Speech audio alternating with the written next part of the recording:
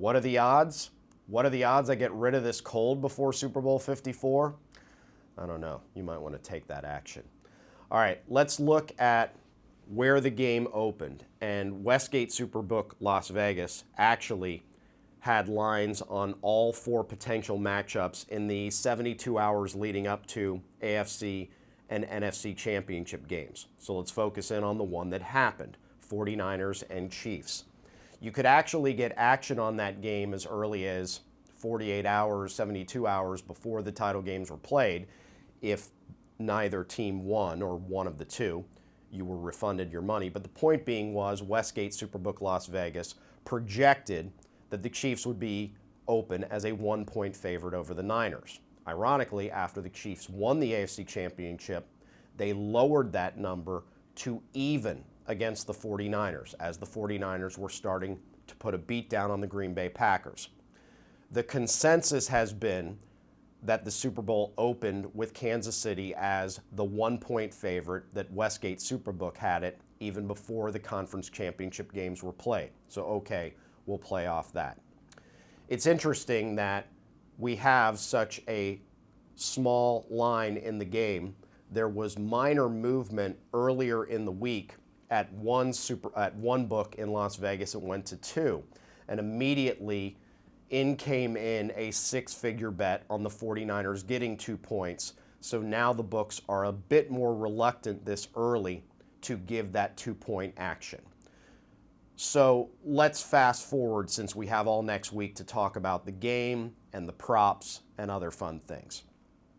Favorites in the playoffs, in the 10 playoff games leading up to this point, Vegas has been right in 7 of 10 games. And there's nothing odd about this as it relates to, well, they were right on the spread, but they weren't right on the winner. No. Vegas has gone 7-3 against the spread, and all of those 7 teams have won. As a matter of fact, in the last couple of weeks, Vegas was right in 5 of the 6 games, the only exception being Tennessee winning as a big underdog outright at the number 1 seed AFC Baltimore Ravens. So Vegas has done well. So you might be thinking, oh, well then clearly I just need to bet the favorite in the Super Bowl and I'm going to win. Well, here's a bit of a cautionary tale. In the 53 Super Bowls, the consensus closing line has the favorites winning 26, the underdogs 25, and there's been 2 pushes, and that's been against the spread. So it isn't a given that Vegas, just because Vegas says it's a favorite, it's going to win. As a matter of fact, until the last 3 years, underdogs had a very good run for the previous 10. And the last 3 double-digit underdogs in the Super Bowl, which we won't have in this game no matter what, they all won the game outright, including the one representing the game I went in the jacket I'm wearing back in Super Bowl 36, the start of the Belichick-Brady era. The Rams were a double-digit favorite in that game. It's interesting when I talk about the pushes, because a push means nobody loses except Vegas. Back in Super Bowl 31, there was a push on a double-digit favorite. It was Green Bay and Brett Favre as a double-digit favorite, 14, against Bill Parcells, Drew Bledsoe, and the Patriots. But the more famous case where Las Vegas lost, to me, is one of the greatest Super Bowls ever, and it just adds to the story. It was the Steelers beating the Cowboys 35-31 back in Super Bowl 13.